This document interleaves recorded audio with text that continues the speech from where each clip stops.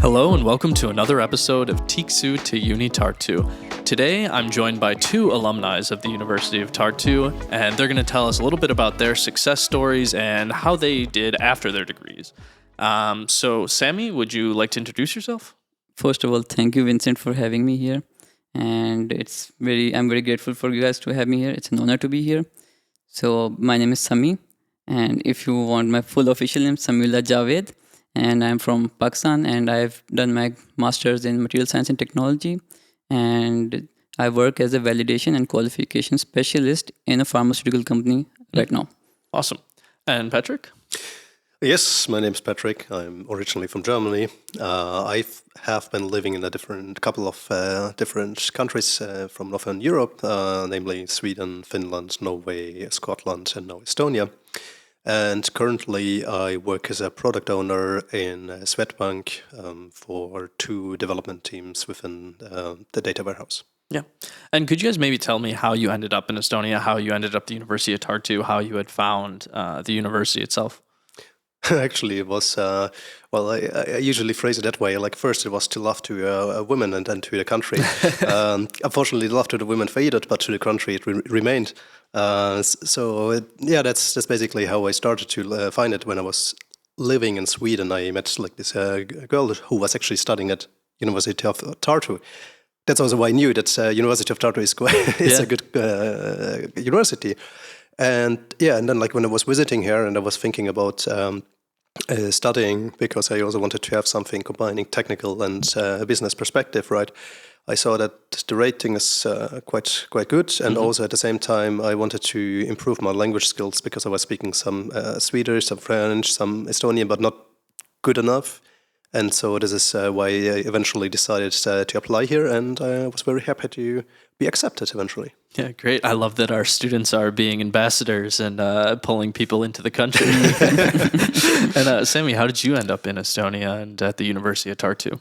So after my bachelor's, I was searching for different universities. So I got enrolled in 3 different universities. One of them was Tartu. And when I ranked all these 3 universities, so I saw that at that time, University of Tartu was ranked at 313, so which was amazing. So other 2 universities were above 500. So eventually it's clear why did I come here. Yeah. So my program, one of the best, material science technology. It was an honor to be chosen here. And to Lauritz and Helle, I'm very grateful for them to, get me here. So thank you very much, guys. Yeah, awesome. Great. So the first thing I wanted to ask you guys, as you've graduated, you're working both pretty high-powered jobs, I would say. Thank you. What are some takeaways that you maybe learned from your degree, or maybe some hard skills that you learned at the University of Tartu that you still use in your daily life or at your work today? Okay, this is actually I would like to highlight some things. So I was never like a prodigy, okay? So after coming here, I learned quite some things. So 2 things which were instilled by my parents in me was work ethic and discipline. After coming here, I used both of them. And by using them, I learned a lot of different stuff as well. So one more thing which I would like to highlight during my master's over here, I learned about analytical thinking, and with analytical thinking as well as how to critically take decisions in life. Plus, the one most important thing which I learned is time management.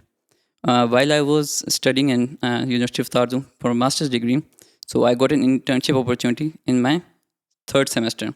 So how my day looked like, I was here in Tartu on Friday, and then on Saturday I had to leave to Tallinn, and 4 days I was working for my internship, and on every Thursday evening I was back here for my thesis. So you can understand. Yeah. So in life, you have to take some decisions, and this is one of the best decisions I took. I learned about analytical and time management. This is the 2 best key takeaways, I would say, what I learned from University of Tartu. Yeah, definitely. I think a lot of people also had this experience with taking an internship in Tallinn. I remember I was going twice a week, also taking the train up there and then coming home, getting back at like 8 o'clock. So I know I'm not the only one, and you definitely sounds like you had a lot on your plate as well. Yeah, I can guess because as we are graduate from University of Tartu, so you can correlate with me. Yeah, definitely. And Patrick, how about yourself? Well, I didn't take this opportunity to do an internship, so I actually was enjoying my study time. Which, in hindsight, I think it's one of these things I'm still thinking retrospective if it was the right decision or not. Because when you have an internship, it's much easier to find a job. Yeah, actually, sorry for interrupting. So, in this internship, this converted to my full-time job, and after that, I got 2 promotions in 2 years. So yeah, it's an opportunity. You should always take this. Yeah, I think we can also later touch a bit about the topic on when you start and then how you proceed in career. But so another thing I actually learned, and it's like a lot of things we are actually not aware of even when we study. Let's say, for example, we do a lot of group works. I think that's across the university that there are a lot of group works, right? And actually, you see a lot of these groups that don't function that well. So you have some people who don't do anything. You have some people who are very bad at communicating, and some people do everything at the last minute. Some people do everything before, and so on and so forth. So a lot of students are complaining about that. But see, I always thought it's actually what prepares you for work. Yeah, definitely. Because later in work, you have to work, well, there are exceptions, but usually you have to work with a group of people that you didn't select and how to get along with them. And especially when you have deadlines, you have to work to a common goal. How can you make it work? And in some cases, for example, when I speak with students who are even studying now, I say, well, there's always the option, go to your supervisor or go to your course manager and say, well, this person doesn't do anything. It's also an option. Not the best, but it is. And I think this is later what also comes in a work life, because you have people who don't perform. You have people who like to do everything on the last minute. So I think this is a very important aspect that most people forget. Yeah, I think just going to a professor, for me at least, would be a last-ditch effort. Yeah. When I was doing my degree, I was with a lot of younger students. I had been in the military and then came into the bachelor with kids, 18, 19.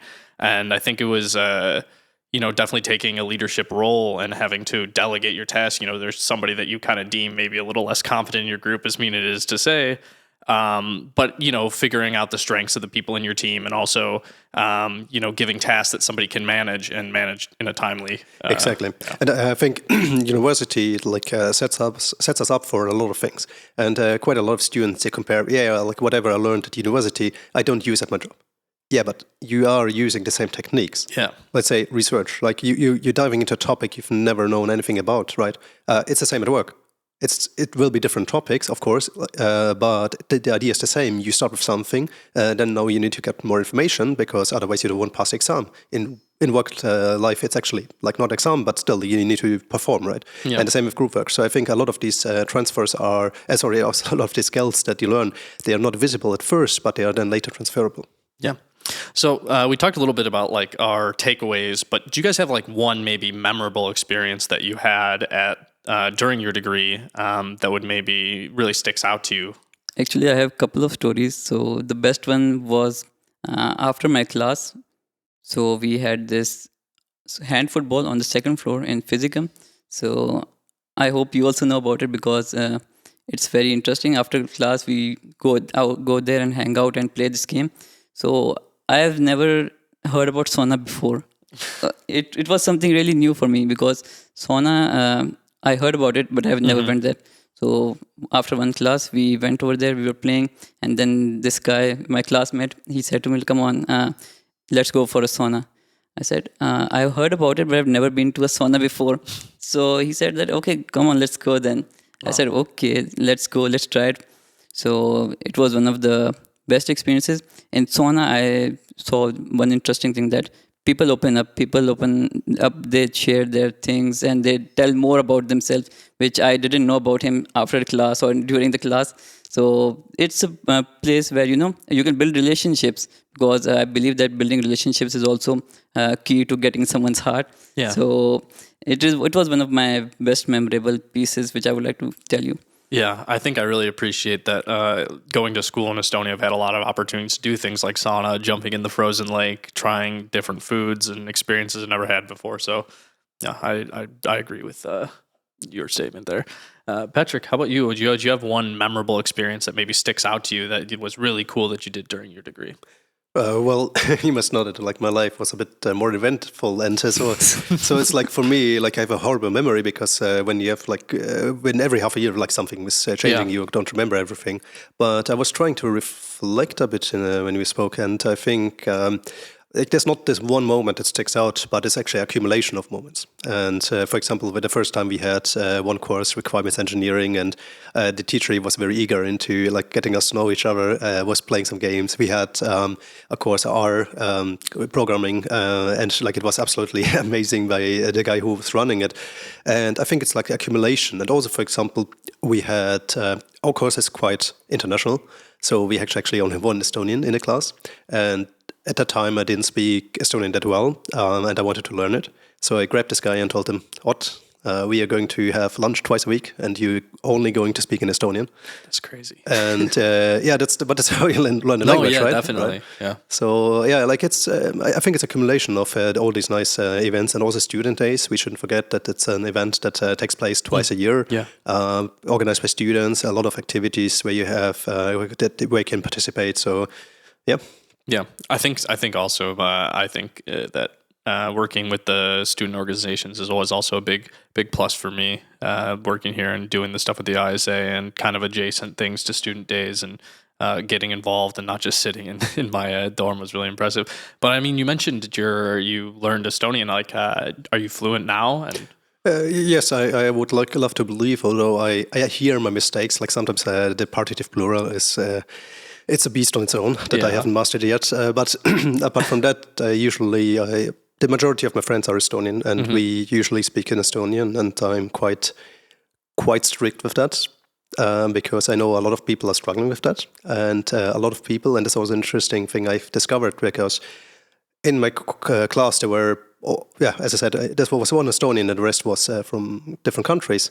And the majority of them said, well, it's a super complicated language, we're never going to learn it. And anyways, in 2 years, we're going to go somewhere else. Yeah. But tell you what, 90% of those who said that, they're still in Estonia. Yeah, I agree. I think I still meet with some people from my class, and their Estonian level isn't quite where I think it would be. But I mean, neither is mine. But but that's actually good that, like, if you don't have a community in Estonia, because I see this with some communities that to the worse or better, of course you have a community, which is amazing, but at the same time, like for example, I always try to keep myself from German communities, which are not very strong in Estonia. They exist, but we like to not like each other, I have a feeling. But anyways, so then it's easier to actually be more open towards other people, and especially I think the language is the key to society. Yes, definitely. And if you want to grow in any society, so you have to get adjusted to them and then try to grow fully integrate. So like for integration, and plus it's not like that I want to say about this community. It's like just a starting point, they help you adjusting here. So that was just one of my point I would say. Okay, awesome. So if you guys will allow me, I want to take you back to right when you graduated, right? Coming out of your degrees, and you're starting your job search.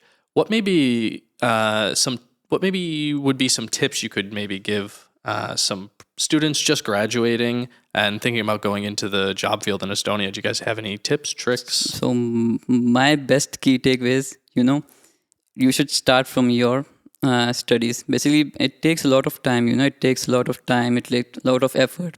Your research, you have to tailor your CV according to the job, change it. And then it's not like on the first go. It takes like there are different level of rounds, HR, technical manager, hiring manager, final round. It's not that easy. So if you are thinking to get it like in one go, so it's not like that. You have to do your research, you have to prepare, and you have to aim for the right job what you're looking for, and then get ready. So this is one of my key tips. Start early, start as soon as possible. Don't wait until you graduate. It's very bad. You're just wasting your time. Start at least from your third semester or second semester, because it takes a lot of time. Yeah. And then if they plan to hire you, so they can also offer internship during your studies. So this is the same with me. I got this internship, which led to my job. So it's not like that after graduating or like just before graduating, the baddest idea. Yeah.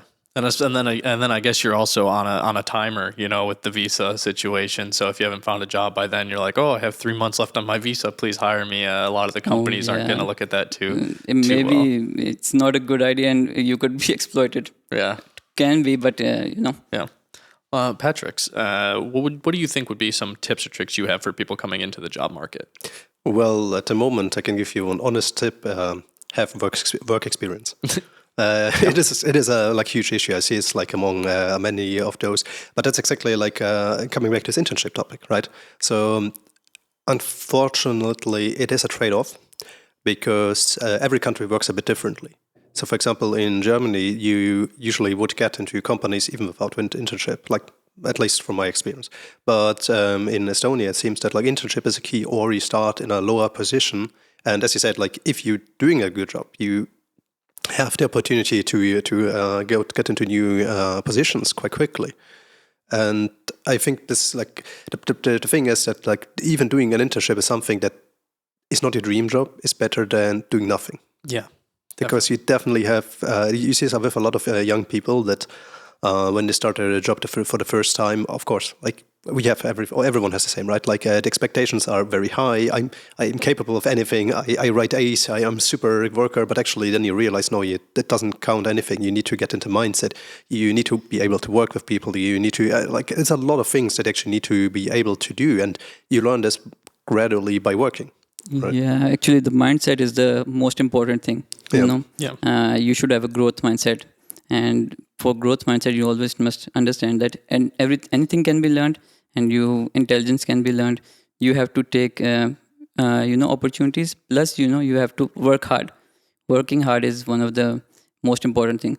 It's not that you think that everything is easy, you'll get it on the plate. So you have to put in efforts. Efforts is one of the key things.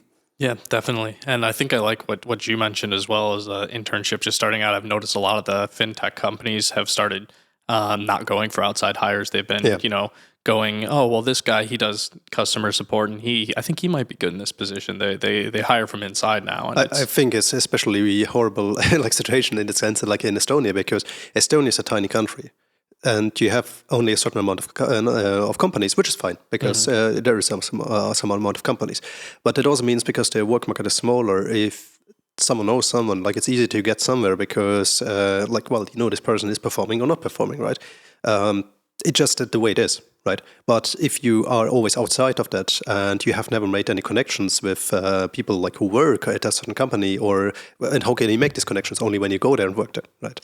So I think right now it's 10 years back when I was doing my first job, it was also a different time, right? When we had the unemployment was a bit higher than now, right? And it was not so easy to get a job. And I think now we just coming back to this same situation again, because there was a time when you just said you were a developer. Sure, we're going to hire you, no problem. But now it's just becoming normal again. And I just one friend, she told me that she was applying to 15 jobs and didn't get a reply. And I was like, there's people like my brother. I remember he had to apply for 100 jobs to get a job. Yeah, right. So.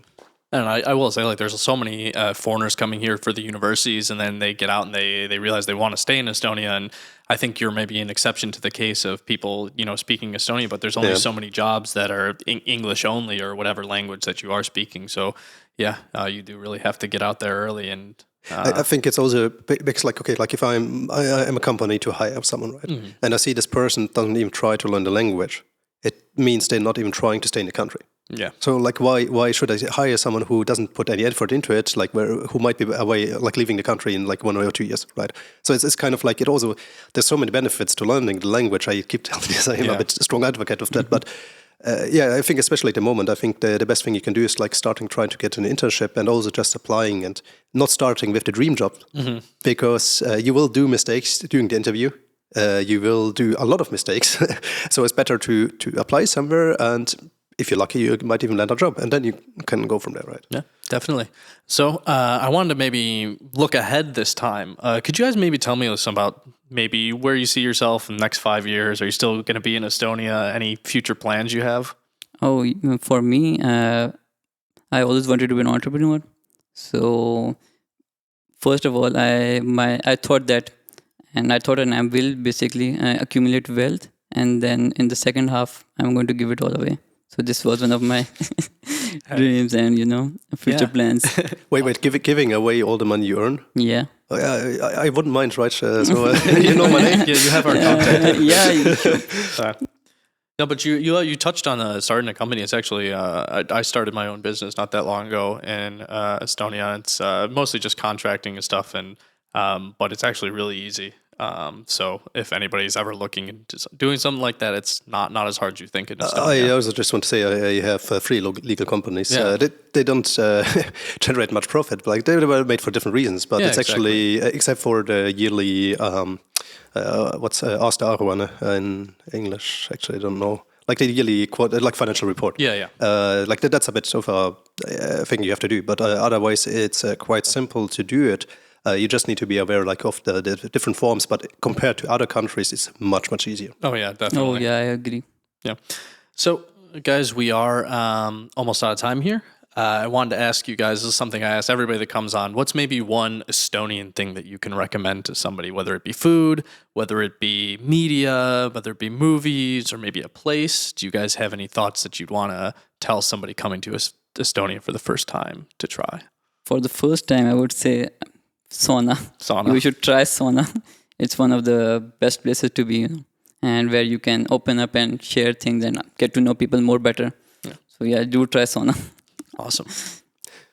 Yeah, not for the first time, but Kättemaksu Konto, if you know this TV series, you should watch it, but it's just weird. But yeah, apart from that, yeah, difficult to say. Like a revenge office? Yeah, kind of like it's... I hope I remember the name correctly. It's just like, the kind of crime scene, but it's like so Estonian that I really like it. It's, yeah.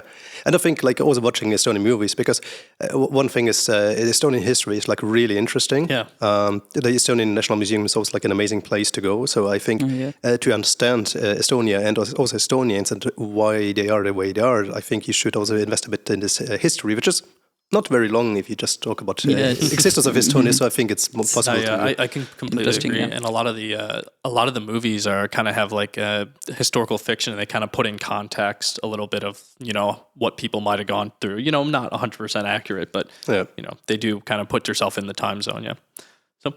Okay, well, that is all the time we have today, guys. Thank you so much for being here. I really appreciate you guys taking your time to come and chat with me and chat with the audience. So thank you for having us. Thank you, Vincent. Thank you very much. And this has been Tiksu to UniTartu. Thank you.